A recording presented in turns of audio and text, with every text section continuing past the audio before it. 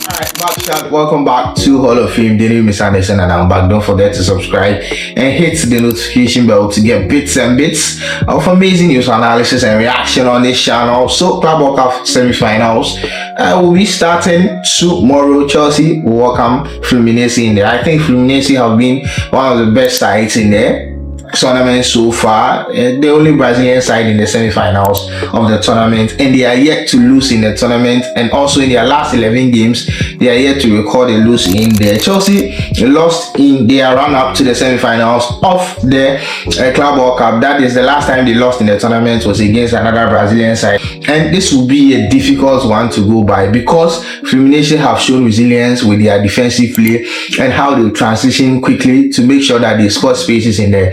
Opposition have to get the result in the game, and that could be very harmful for Chelsea in here. In their last game against another Brazilian side, that is Palmeiras, they had to go through with an own goal 2-1 victory for Chelsea against Palmeiras in there. It was a tough game for Chelsea. Chelsea couldn't create clear-cut chances in there, big chances in the game in there, but then they managed to qualify for the semi-finals. 2-1 victory was enough for them to qualify and face Fluminense in there. So it's gonna be a tough one for Chelsea. I'm hoping for a cracker end-to-end action, and they will see a familiar face in the game as well. Thiago Silva, former captain of Chelsea, he won the UEFA Champions League with Chelsea, and he's been doing an amazing stuff with Fluminense in there as well. He is also leading Fluminense in this tournament. So let's see what happens in that one. The next game will be PSG versus Real Madrid. PSG versus Real Madrid will be another cracker. In fact, PSG's run up to in this tournament has been excellent. It's been such an amazing feat for them in there. In the group game, they suffered only a single defeat, that was against Botafogo in there, but then they managed to qualify for the round of 16 where they met Inter Miami.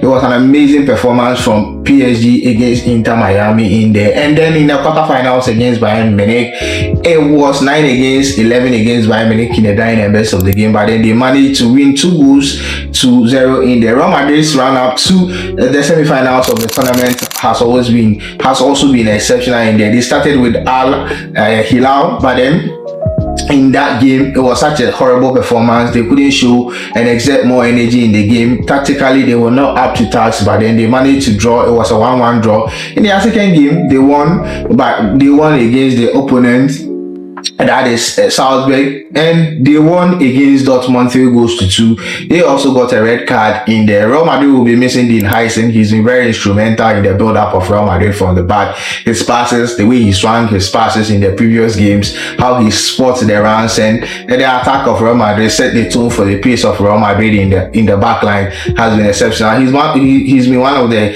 great talents in the setup of Real Madrid, and you know he was brought on board just this summer, introduced in the team just this summer with the coach as well, Xabi Alonso. And PSG will also be missing Pacho. Pacho has been an excellent talent at the back of PSG, and they will also be missing Lucas Hernandez in the setup of PSG as well. So both teams will be missing some piece in the defense, but then I hope they will fill the gaps in there. Raul Asensio at Real Madrid will be filling in for Real Madrid's Dean Heisen. Let's see what happens in that game as well. End-to-end action. The last time they met, it was full of drama in the UEFA Champions League. Let's see in here.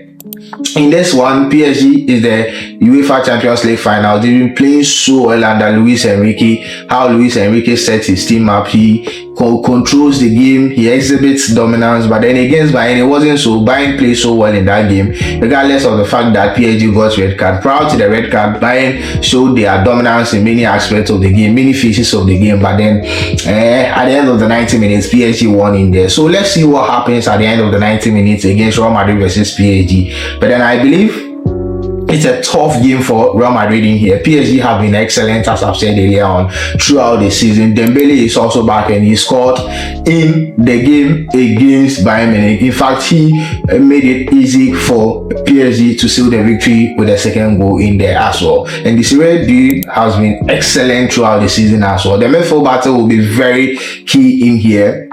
Chouameni has been excellent under Xabi Alonso. He's been showing some promise in there, how he defends when Real Madrid not in possession, and how he controls the game with Adagula. He sets up the tone with Adagula in there. Adagula has also been one of the revelations under Xabi Alonso, the controller in the midfield, how he makes sure that the tempo of the game flows for Real Madrid in there.